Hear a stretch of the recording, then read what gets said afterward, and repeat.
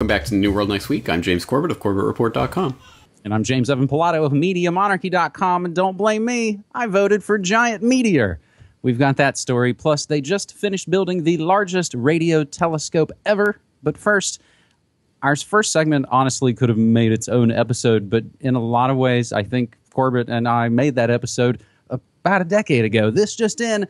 The Iraq War was a lie, and the ensuing terror state that's being middle managed by the Bush, Obama, Clinton, Blair crime families will continue, and the masses will still support them. So to just give you your sort of war criminals roundup of the last several days, Attorney General Loretta Lynch held private talks with Bill Clinton aboard a plane in Phoenix while her so-called Justice Department was investigating Hillary.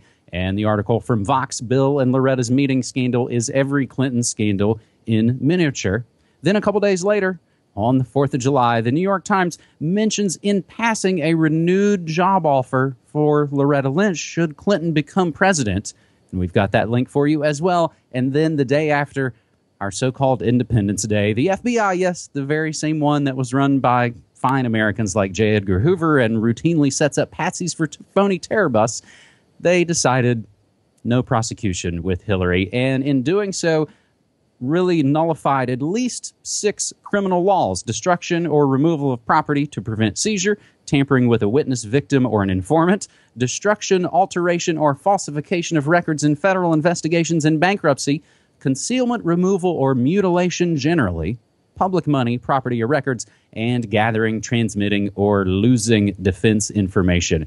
This, I think, basically is a gigantic slap in the face of most Americans who, James, I don't know, if we get mad. Yes, the cops are killing people in the streets constantly. Yes, the TSA is beating up disabled girls. But worldwide criminal operations continue, and the next guys will come in and they'll give a pass to the previous guys. We've got the same thing going on in the UK, James, right now with the Chilcot report, but I'll throw it to you to talk about the Hill Dog. It's the least surprising thing that I've heard all year, basically. And I say that not even just as someone who I think, like most right-minded people, would be against this verdict, this suggestion by the FBI not to indict.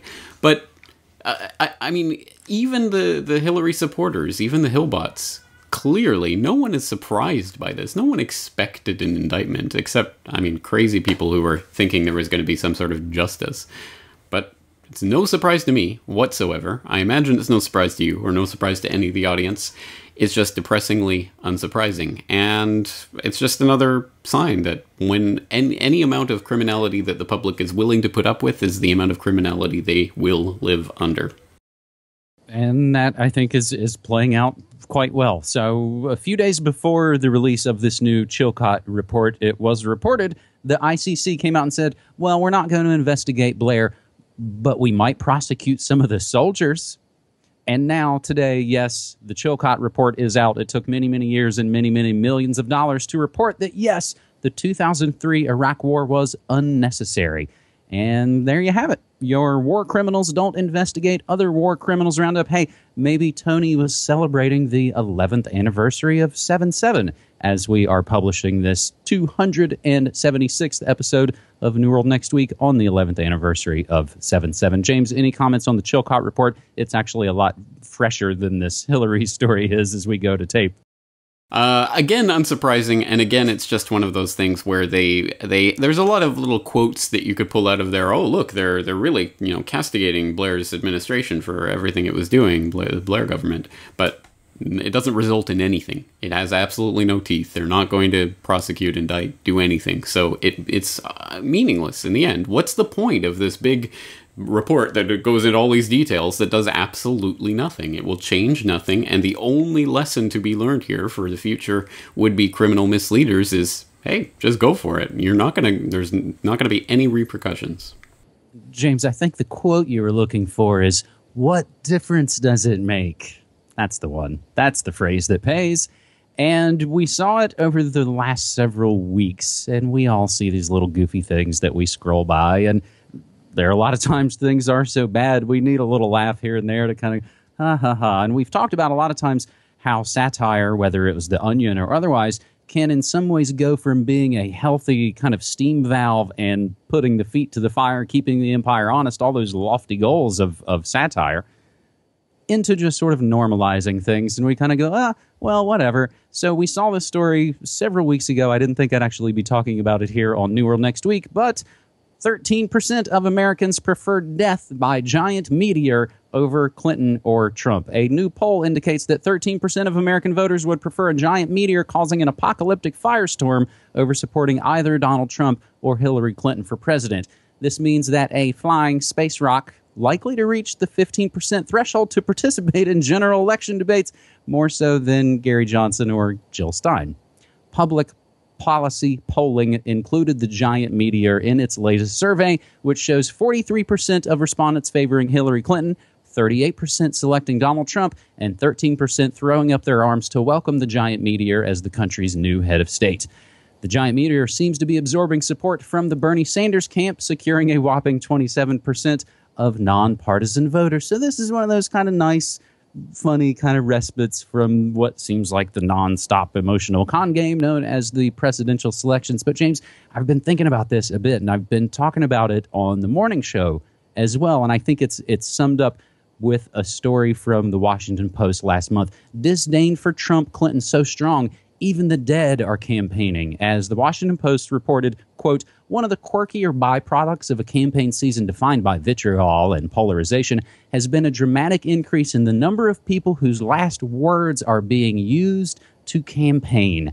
I can't think of a sadder waste of energy, James, than getting emotionally involved in what are obviously a bunch of puppets. We're all learning this out, and of course we all learn it out, I think, at our own pace. Takes, step by step. I was feeling the Ron Paul burn, as we've discussed here in episodes in years and years past. But you sort of see the way the game works if you're paying attention. And the sad thing for me is that people in their death notices are saying, well, rather than see the world run by Donald Trump, Mary Jones has slipped into the sweet beyond. What a better way for the powers that shouldn't be to just control your entire life force, and everything you are is projected in this 2 minutes hate of wasting your time against imaginary kind of boogeymen, James. It's really, really sad, I think. Yeah, well said and well observed. And the only thing I would add to that is that I'd like to think, I'm not really holding my breath, but I'd like to think that one of the underlying messages of the giant meteor campaign is that it's an acknowledgement that the really important world-changing things are not decided at the ballot box. You don't cast a vote for the really important things. You cast a vote for some meaningless puppet. Imagine if you cast a vote for a giant meteor or something that, of real importance in the real world. If people take that to heart, then maybe they can stop focusing on this emotional con game and start focusing on things that really matter. We'll actually include a link to a story as well that I kind of got a kick out of. It's from the Boston Globe that actually gets into the story behind the selection's best bumper sticker, and it gets into who actually started it, and it actually kind of sources back to comedian Chris Rock. But the guy who was originally selling them, and kind of the funny punchline of, he didn't even get rich off his dumb get-rich-quick meme of the moment. Our third and final story on this week's New World Next Week, I think, feels like a classic New World Next Week. We set up some crazy, insurmountable seeming problems, and then the final solution we come up with is, well, we just got to get the hell off this rock, right? China completes world's biggest radio telescope in search of alien life. China's completed the construction of the world's largest radio telescope, the 500-meter aperture spherical telescope, is how they came up with the acronym FAST, F-A-S-T. Last Sunday morning, July 3rd, engineers placed the last of the telescope's 4,400 panels into position. Construction of the $180 million 500-meter telescope began in 2011 and is set to begin observing the universe this September. FAST is evidence of China's increasing investment in science. It's now second only to the U.S. in terms of research spending and the number of scientific papers published. FAST has 7 receivers 5 of which were made in China and 2 by Australian and U.S. companies. The project scientists said FAST will be able to help research on gravitational waves and further the search for alien life. James, these stories, again, we can't escape them, and as bad and horrible as things will be, our mission is to push forward in all those sort of hokey Star Trek kind of ways. You can't deny it, and it's what we will do, and there's no way to kind of stop it. It's interesting when it ties in with the memes of disclosure and Blue Beam and Hillary's going to tell us all about the aliens, right? Well, maybe it can watch out for that giant meteor. But yeah, I don't really have much to add to this. I think you're right. It's, I mean, hey, this might be a good thing depending how the information is shared and with whom and all of that kind of stuff. But on that note, or on a related space note, since we're in this age of Juno and Jupiter and all of this kind of stuff, I'll just throw in a link in the show notes for people who haven't seen it. Vivian Kubrick on Twitter responding to the faked moon landings. So I'll just throw in her response where she says, wait for it, he didn't fake the moon landings, and to say otherwise is to dishonor his legacy. So it will convince absolutely no one on either side of the debate, but at any rate, it's an interesting read, so I'll throw that in the show notes. Shut up, conspiracy theorists, I think that's what she said. That's the quote you're looking for. More or less, yeah. Sometimes good news helps, and I started a spin-off series called Good News Next Week that I've been doing each and every week, and so far this summer I've been shooting the episodes actually outside on our little balcony garden, and the latest episode is a good one, not the least of which because Frankie the cat decides to make appearances and run all over me while I'm reporting the news about giving grandma a bong hit because pot beats Alzheimer's, as the latest research shows. There's also good news stories about California and their water, and also the ozone hole healing.